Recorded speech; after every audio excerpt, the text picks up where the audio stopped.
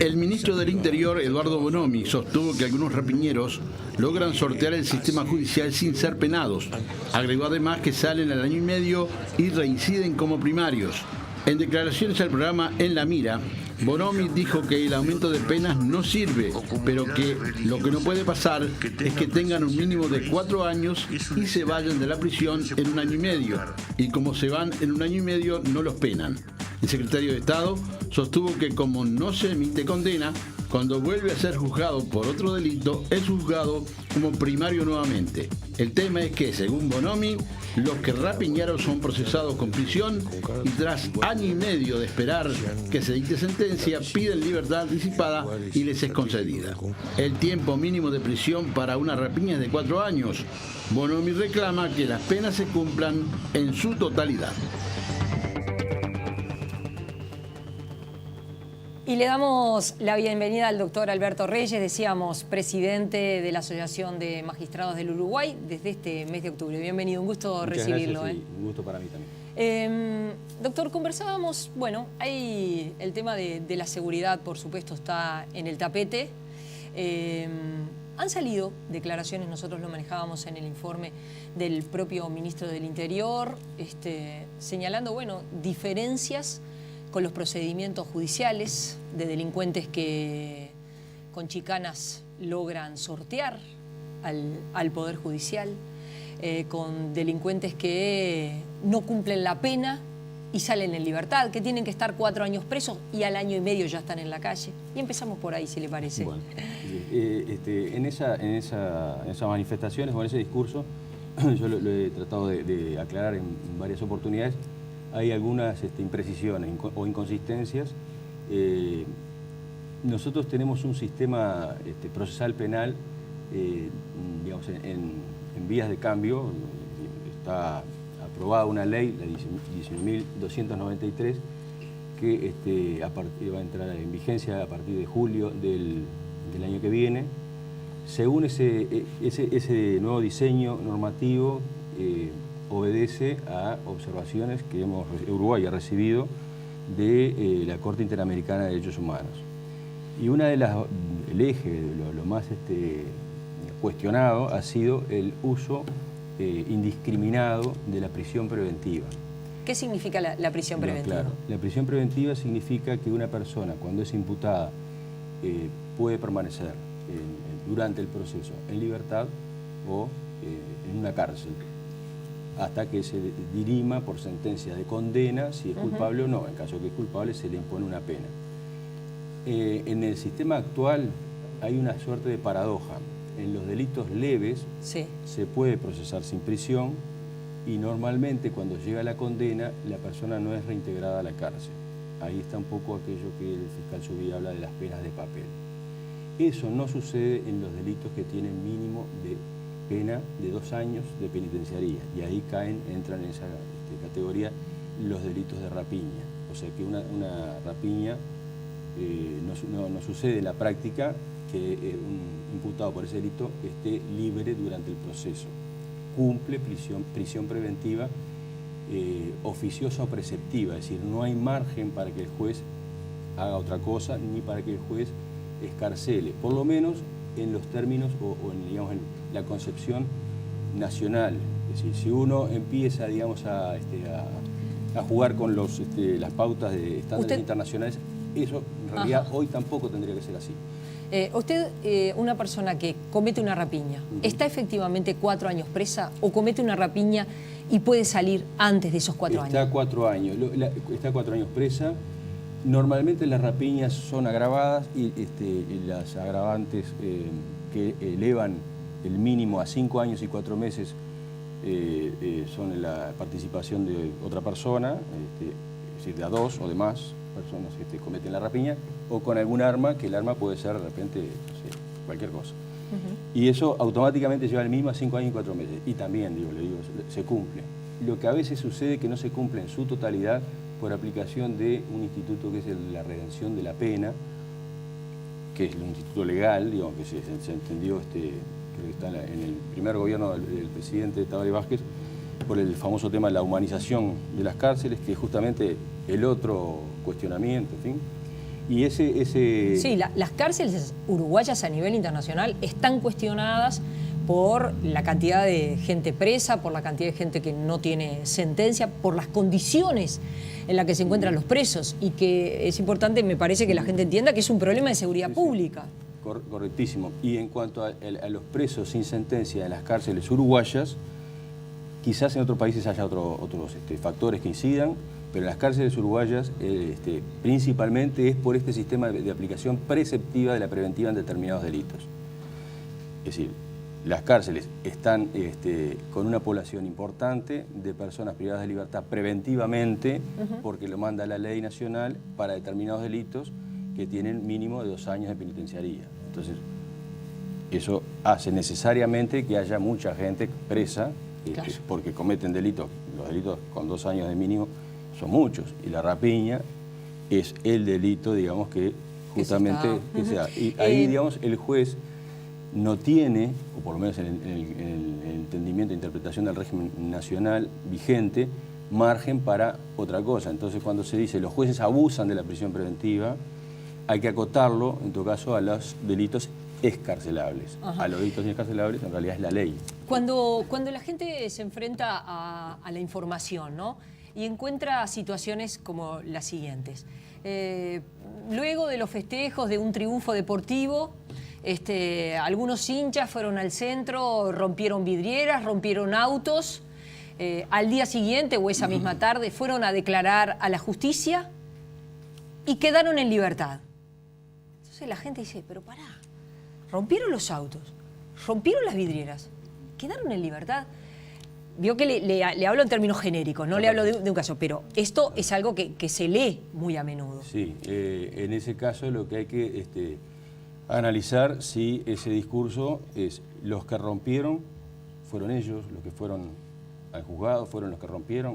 Es decir, ¿cómo se determina que fueron ellos los que rompieron? ¿Cómo fueron detenidos? ¿Qué fue lo que hizo que la policía los vinculara con ese hecho delictivo?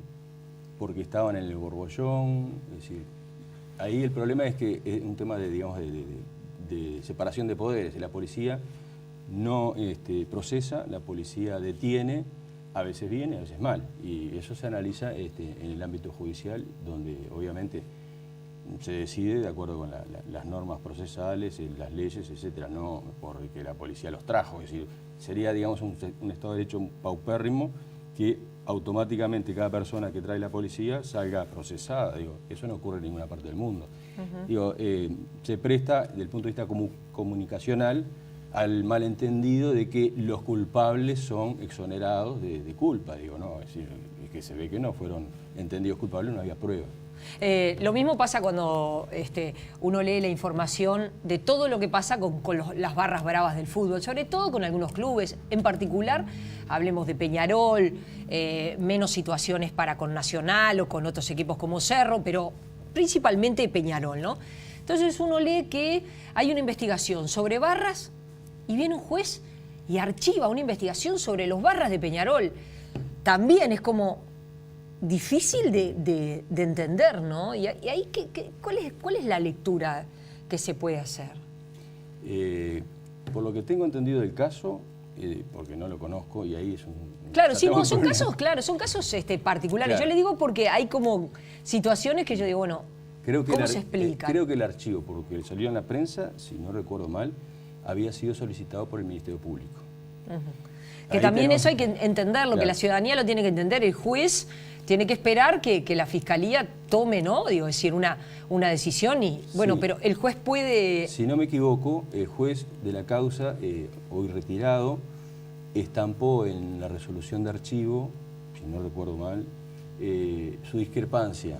Con que se archivara. Pero esa discrepancia es irrelevante, porque el juez no puede hacer otra cosa que archivar, porque el Ministerio Público, los fiscales, son los que tienen la acción, los titulares de la acción de la persecución penal. Es decir, que por la Constitución los jueces no pueden ir por otro camino, es decir, seguir investigando o digamos, ignorar ese pedido. Es una consecuencia inexorable del pedido fiscal. Ahí está. Y ese fue, creo que es lo que... Sí. Ahora, y uno en esos casos se pregunta, bueno, ¿y qué podría haber llevado a un fiscal, a un juez a decir, bueno, esto no se puede seguir? que no se reúnen las pruebas suficientes. Y calculo que sería esa la razón, supongo. No conozco el caso, digo, no conozco qué elementos llevaron al archivo. Es decir, si es que hubo un archivo donde se fundó la decisión de pedir el archivo por parte del fiscal, o fue un pedido digamos, genérico, es decir, no necesitan elementos, puede usted archivar, que es una fórmula que a veces se emplea sin demasiada motivación. No conozco. Y usted dice, para que un caso así se pueda reabrir, bueno, habrá que buscar como más elementos, nuevas pruebas. Totalmente, es así. Es decir, el archivo en general, el archivo, estamos hablando de un presumario, es decir, cuando no se llega hasta una decisión de procesamiento, es susceptible de ser reabierto. Es decir, no quiere decir que terminó. Si hay un elemento nuevo, la investigación puede reabrirse y terminarse en responsabilizar provisionalmente a una persona o a más. ¿Usted cree que los problemas que el país tiene en materia de seguridad se pueden mejorar si uno mejora la calidad de las leyes? El problema que tiene el Uruguay es que le faltan leyes, que le falta aplicar mejor las leyes, o en realidad el problema es más complejo que planteárselo en términos de modificar o traer una ley nueva. Bueno, hay mucho que es, humildemente, en mi opinión, hay mucho que es de gestión de recursos o de decisión política de derivar recursos a la rehabilitación, que es por mandato constitucional uno de los fines de la pena. Y también, digamos, en la prisión preventiva que se cumple en nuestro país, que en realidad en los hechos funciona como anticipo de pena, eso también debería tenerse en cuenta y las cárceles deberían ser más eficaces en la rehabilitación. Los grandes establecimientos carcelarios tienen altos índices de reincidencia y evidentemente algo tiene que ver la falta de control que se tiene de esos establecimientos, la superpoblación, etc. O sea que desde ese punto de vista no es un tema de leyes, pero indirectamente también termina siendo de leyes, pero en el sentido opuesto al que se plantea como clamor ciudadano, porque yo le había proporcionado a usted un informe de la Comisión Interamericana de Derechos Humanos del 2013, donde hace una serie de recomendaciones que el problema lo tenemos aquí en América Latina, que vemos en la prisionalización la respuesta a todo, y la respuesta a todo no necesariamente es esa, y cuando la prisionalización no va acompañada de una política de reinserción, etcétera, es un factor peor. Exacto, Salen multiplicador, peor. es multiplicador de la inseguridad. O sea que la población a veces cuando se queja de que se le dé, digamos, un micrófono o lo que sea para que las cárceles se muestren como están, etcétera, etcétera, no lo ve, digamos, desde el punto de vista utilitario. Es decir, a mí me sirve también que las cárceles estén bien para bajar, claro, los hasta por egoísmo, si se quiere, hasta por egoísmo. Egoísta, sí. Y respecto a cuando se dice, bueno, ¿qué pasa con esas personas que son reincidentes, que cometen un delito, 17 delitos? El ministro del Interior ha dicho, y muchos de ellos después aparecen nuevamente como primarios. ¿Por qué se generan esas situaciones? Habría que ver si se puede establecer una generalidad, si no. Es decir, la única posibilidad que eso suceda es si se le otorga el beneficio de la suspensión condicional de la pena, que si en un término legal X no vuelven a cometer delito, se borra el antecedente, pero no es una cosa que se dé en los delitos de los que estamos hablando, es decir, los hurtos y eso, suspensión condicional a veces, pero no es una cuestión, digamos, generalizada. Eso realmente son delitos culposos, de otro tipo de conductas. El ministro del Interior ha dicho que hay delincuentes que logran, con diferentes chicanas, dijo, logran sortear al Poder Judicial. ¿Ustedes son conscientes de eso, de que hay delincuentes que logran sortear al Poder Judicial? Bueno, yo no me acuerdo, pero creo que dijo que no sé si le atribuía a los delincuentes o la chicana era del propio sistema de justicia entre fiscales y jueces, decía que hablaba, pero bueno, partiendo de la base que es menos grave el comentario y refiere a que los delincuentes, y bueno, sí, los delincuentes, los avesados, digamos, tratan, digamos, saben que, o piensan de repente que si admiten que el delito lo cometió con un arma, es más grave la respuesta, ese tipo de cosas, pero realmente no funcionan, digo, no es del lado de los delincuentes, ¿no? Creo que lo que decía el ministro Bonomi era más grave, era peor. Él decía que los fiscales y los jueces se ponían de acuerdo para, en determinados delitos, que claramente eran rapiñas, tipificarle hurto para que no tuviera la consecuencia de la prisión preventiva, precisamente. Por eso estaban libres y no procesados con prisión. Y yo creo que eso es una imputación o un comentario, digamos, generalizado a partir de un caso muy mediático donde se explicó mal lo que había sucedido, se difundieron unas imágenes donde se cometió una rapiña contra un jubilado, creo que era, y se señaló como que esa parecía decirse, o se comunicó de una manera que el espectador desprevenido interpretaba que esas personas que habían cometido esa barbaridad, en fin, habían sido procesadas sin prisión. Esas personas no fueron atrapadas, creo que, o fue no sé si un menor, pero mayor ninguno, y hay una cuestión, digamos, técnica que quizás el ministro no haya comprendido respecto a la tipificación que se le aplicó por el fiscal, a pedido fiscal, y con el juez no lo puede tampoco agravar, respecto del conductor del vehículo que trasladó a los que cometieron, a los que estaban en la filmación. A partir de eso, de un caso concreto, se estableció una generalidad de que los jueces hacemos trampas, jueces y fiscales. Él habló de jueces, no de fiscales, pero sería la imputación, alcanzaría también los fiscales, para hacer, digamos, más suave la cosa a determinados delincuentes. ¿Y por qué haríamos eso? Digo, no tiene mucho sentido. En todo caso, sería una situación dudosa, en fin. ¿Tiene previsto tener reuniones con las autoridades del Ministerio del Interior? Porque también es cierto que el problema es muy grave, es muy complejo, el problema de la seguridad tiene muchas facetas, muchos tipos también de violencias. Entonces, que todo el sistema funcione bien, ni que hablar que puede dar una mejor respuesta ante un problema que no solo lo solucionan jueces y policías, pero evidentemente tienen un papel a jugar, y si se quiere llevarse bien, es importante. Sí, lo que sucede, nosotros hemos tenido, con este ministro hemos tenido reuniones como yo, en anteriores directivas, no en esta, y hemos tenido entrevistas con anteriores ministros, es decir, pero es bastante difícil la comunicación, el entendimiento, porque aparentemente la filosofía o las necesidades son distintas. Es decir, los ministros son políticos, no lo somos nosotros. Nosotros, al contrario, digamos, las presiones de la opinión pública, etcétera, nosotros nos tenemos que preservar en el sentido de seguir siendo independientes, y no es la situación de un ministro del Interior, ¿no? Eso yo lo entiendo. Entonces es muy difícil cuando públicamente se sale a decir que los jueces son los responsables de la inseguridad, tener un diálogo con el jerarca del Poder Ejecutivo que manifiesta eso públicamente. Digo, empezamos, digamos, como de atrás, es decir, esas comunicaciones, esos comentarios no deberían existir. Es decir, los integrantes del Poder Ejecutivo, los parlamentarios, no deberían exponer públicamente el tema de la seguridad como un tema de la justicia, digo, porque en definitiva somos todos componentes del Estado. El Estado de Derecho funciona sobre la base de la independencia de cada uno de los poderes. La función jurisdiccional no es la misma que la función del Poder Ejecutivo.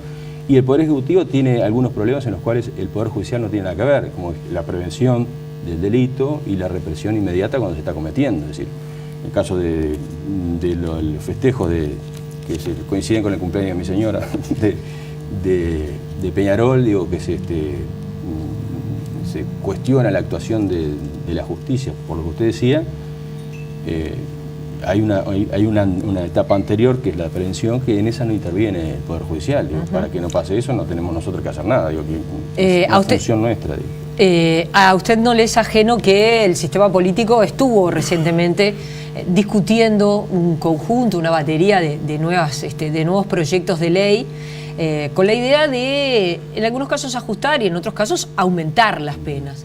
¿Usted cree que esto podría mejorar los problemas de seguridad, un aumento de las penas? No, creo que no. Creo que no, y creo que